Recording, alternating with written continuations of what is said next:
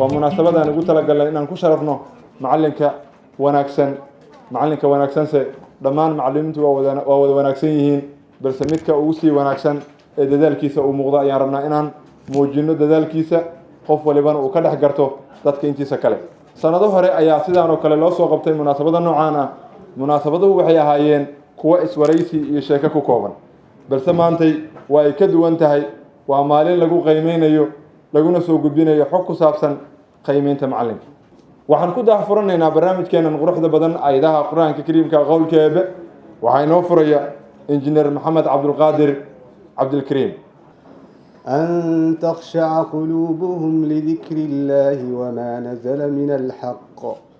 ولا يكونوا كالذين أوتوا الكتاب من قبل فطال عليهم الأمد فقست قلوبهم وكثير منهم فاسقون صدق الله العظيم واتهي وحان يا مركان قدوميها جامعة حقا لا أرورينايو waa wax qabadyo la isu diray oo meesha ku qoraa marka waan aruurinay waa taladii aan isniri waxa ka dhigi kartiin halbeeg qofka la abaal marinayo uu wax ku mutaysan karo waxa aan rabnana waxay tahay qof kastoo naga mid waa guuleysatay aduu raba wayna dhibaysaa waa guul daraysatay laakiin waxa muhiim ah inay jiraan leeman halbeegyo cabiran oo qofka uu goynayo oo la tiri karo qaybo kamid aan iloobi karnaa qaybo kamid aan mataqaanaa aan badin karnaa juhdi badan dul saari karnaa oo aragtida oo kala duunaa karnaa marka kulankeena ujeedadiisa waxay ahayd inaan si oo open oo saaxiibtinimo u furno marka tiimka nala shaqeeyo joogtada badanaa waxaan joogto ku wada hadalnaa waxaan idhaahnaa marka dadka ay yiraahdaan waxa suurtagal ma aha waa markaan ugu farxad badanahay maxaa yeelay waa waxa aan rabnay inaan tusno waxaan inay suurtagal yihiin haddii aan sheego yar ingiriiska dhigi jiray iyo aniga hal kulliyadna ay tahay meesha oo la barto MLT Medical Laboratory Technology maantana 35 kulliyadood oo kala duwan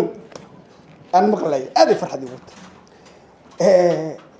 waxaan u arkaa waxa waa one man point of view 10 years of excellency iyo isku tashiga aniga lacag aan malaysanayna leeysiyo $1,000 afarta la iga saaray intee ka timid lacagtan ma waxa la nin oo macallin oo fiican oo ahayd kana ahayd kaas ahayd marka nin macallimiinta kasbadana waaye waxa kale oo qiimeeyay qiyaas wada shaqaynta ka dhaxaysa macalinka iyo xafiiska arrimaha ardayda maxay la tahay waxa kale oo la qiimeeyay haddii ay jiraan wax cabashooyin ah ee ka jira macalinka laga soo gudbiyey oo ay ka soo gudbiyeen ardayda intaas kadib waxaa jira 20 macallin ee ugu horeeya qiimeyntaas isku darday 20 macallin ee ugu horeeya ayaan soo qaadanay 20kaas toban ku horeysa waxaan halkan loogu qoray magacyadooda soo istaagin kaliya inaa ahay lecturer ka tirsan baadare balasma si lamid ah waxaan soo istaagay inaa ahay arday balasma ah inaa ahay asadkii balasma ay soo saartay maantana inta u fadhiya inuu yahay macallin jaamacadda ka tirsan jaamacaddana waxaan u maleynayaa ahmiyad gooni u leedahay aniga cabdiraxmaan ahaana waxay ii tahay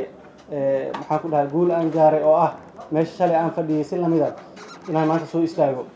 waxaan ugu mahadcelinayaa dhammaan maamulka jaamacadda waxaan rabaa inaan kusoo kordhiyo oo kulliyadda aniga ka baxay macallinkana aan ka ahay kulliyadda dhaqaalaha iyo ganacsiga waxaan rabaa inaan kusoo kordhiyo hal arrin aada muhiim u ah baahi jirtayna ah mar kastana taagan sababta macallimiinta kulliyadda dhigay u tartami waayeenna qayb ka ah waxaan rabaa sanadka dambe kulliyaddan dhaqaalaha iyo ganacsiga macallimiinta wax ka dhigtay inay guulaystaan ugu yaraan ay noqdaan 10 qof oo ugu horeysa ay yimaadaan waxaan rabaa marka qaabka jaamacadaha looga shaqeeyo laba nooc waaye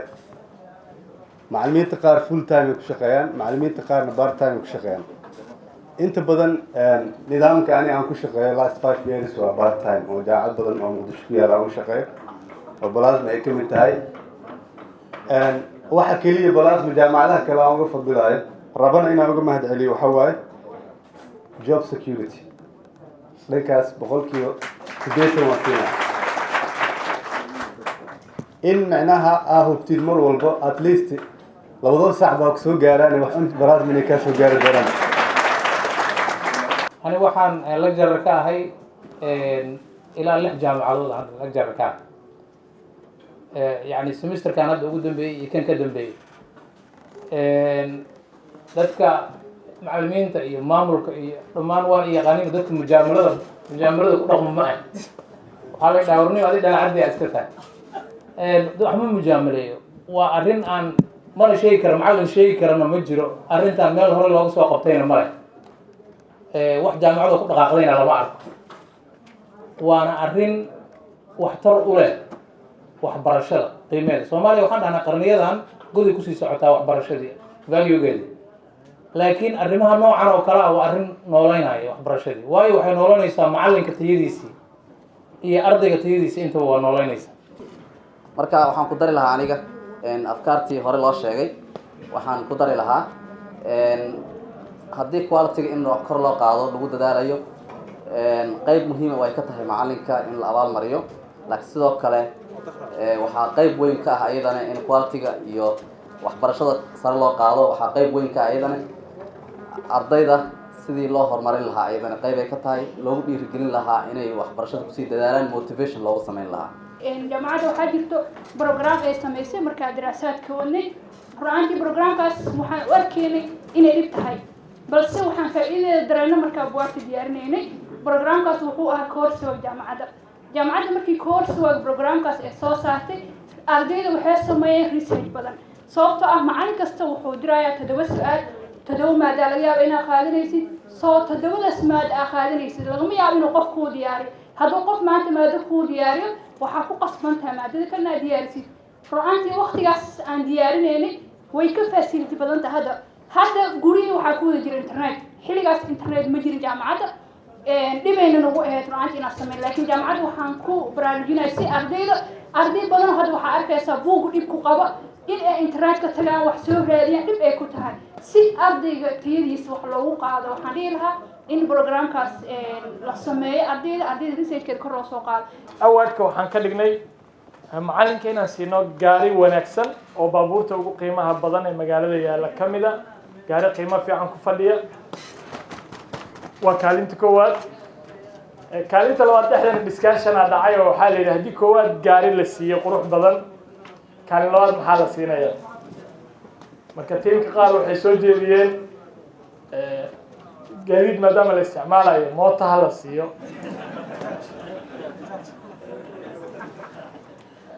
kuwa kalena waxay yidhahdeen saddexaad baaskiil ha la siiyo qaarkeen uma tababarin mootada dad oo waxaa jira baabuurtan wada mootooyinka wada saaxiibada kuwana waxay leeyihin yaa i qaadaa horta haddii la siiyo ugu dambeyn discussionkii waxuu kusoo aruuray macalinka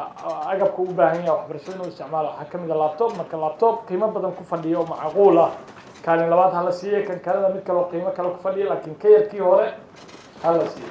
suggestionskaas naftirkeeda waan rabnay inaan su-aalo oo microfonka laydin keenayo ka dhigno oo yani dad hadday dhahayaan waa wax kasii ka yar ama ka duwan ayaa fiicnay leanna waxaan rabnaa waxaan diyaarinaynaa waa semester kadib wixii dhici doona waxaan rabnaa inaan ogaano qof kastoo idin ka mid wuu tartamay macnaheedu waxaan ula jeedaa haddii aad codaysid iyo haddaadan codayn mar walba adiga waa codaysay macnaheedu recordka marka lasoo aruuriyo qof kasta waa la dul istaagayaa hebel recordkan muxuu ka haystaa marka waan aruurinay dadka lasoo bandhigi maayno dad kale oo nambaro xafiisyo ka mida nambaro fiican ka haystaa jira meelo ka mida waaye hadhow markii aan ku darno totalkan iyo totalkaasi laysu geeyo oo laba loo qaybiyo ayuu noqonayaa guulaystaha dadka soo baxa ma aan keliya inay tiimkan ku dhammaatay iyagana ay yihiin